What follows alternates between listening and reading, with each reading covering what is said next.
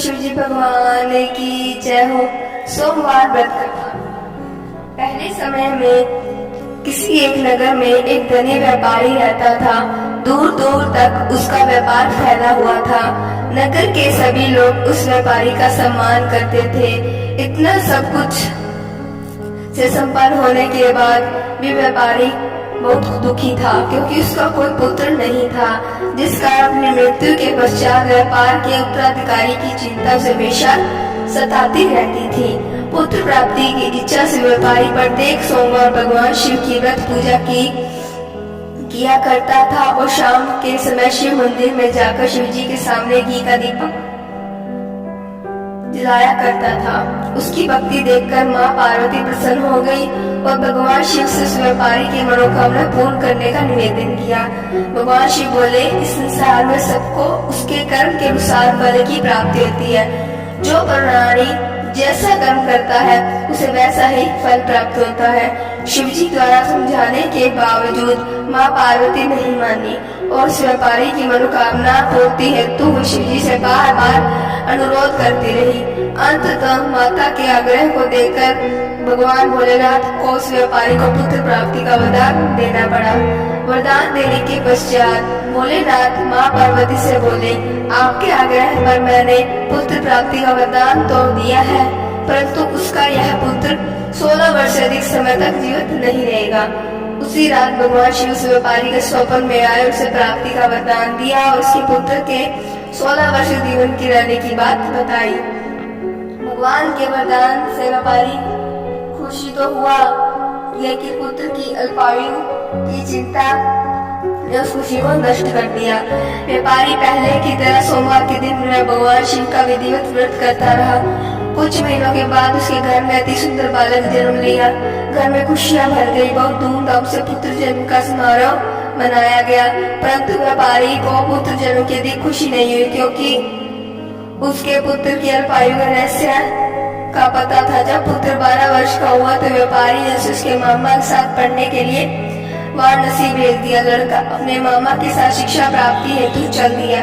रास्ते में जहाँ भी मामा भांजा विश्राम हेतु रुकते, वहीं यज्ञ करते और ब्राह्मणों को भोजन कराते। लंबी यात्रा के बाद मामा और भांजा एक नगर में पहुंचे। उस दिन नगर के राजा की कन्या का विवाह था, जिस कारण पूरे नगर को सजाया गया था। निश्चित समय पर बारात आ गई, लेकिन वर का पिता अपने बेटे के एक आंख से काने होने के कारण बहुत चिंतित था। उसे भय था कि इस बात का पता चलने पर कहीं राजा विवाह से इंकार न कर दे, इससे उसकी बदनामी भी होगी।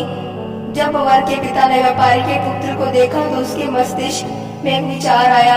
उसने सोचा, क्यों न इस लड़के को दूल्हा बनाकर राजकुमारी से विवाह करवा दूं।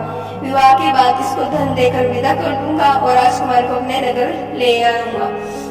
वर के पिता ने लड़की के मामा से इस संबंध की बात की। मामा ने धन मिलने के लालच में वर के पिता की बात स्वीकार कर ली। लड़के को दूल्हे का वस्त्र पहनाकर राजकुमारी से विवाह करा दिया गया। राजा ने बहुत सारा धन देकर राजकुमारी को विदा किया।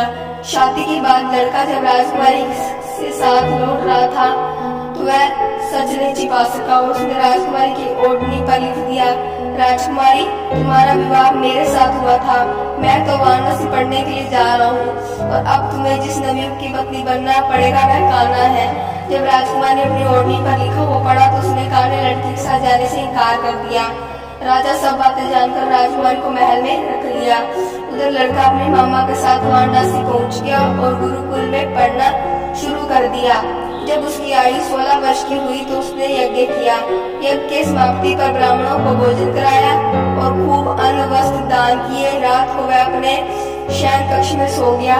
शिव के वरदान के अनुसार शयनावस्था में ही इसके प्राण पखड़ू उड़ गए। सूर्योदय पर मामा मृत भांजे को देखकर रोने पीटने लगा। आसपास के लोग एकत्र होकर दुख प्रकट करने लगे। लड़के के मामा के रोने विलाप करने के स्वर से गुजरते हुए भगवान शिव और माता पार्वती भी सुने। पार्वती ने भगवान से कहा, प्राणनाथ, मुझे इसके रोने के स्वर सहन नहीं हो रहे हैं। आप इस व्यक्ति के कष्ट को अवश्य दूर करें।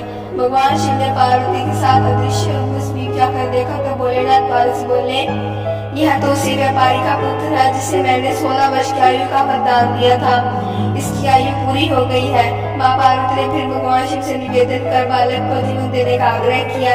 माता पार्वती के आग्रह पर भगवान शिव ने उस लड़की को जीवित होने का वरदान दिया और कुछ ही पल में वह जीवित होकर उठकर बैठ गया। शिक्षा समाप्त करके लड़का मामा के साथ नगर की ओर चल दिया। दोनों चलते हुए उसी नगर में पहुंचे जहां उसका विवाह हुआ था। उस नगर में भी यज्ञ के आयोजन किया। समीप से गुजरते हुए नगर के राजा ने यज्ञ के आयोजन देखा तो उसने तुरंत ही लड़के और उसके मामा को पहचान लिया। यज्ञ के समाप्त होने पर राजा मामा और लड़के को महल ले गया। कुछ दिन उन्हें महल में रखकर बहुत सा धन वस्त्र आदि देकर राजकुमारी के साथ विदा कर दिया। इधर भूखे प्यासे रहकर व्यापारी और उसकी पत्नी बेटे की प्रतीक्षा कर रहे थे।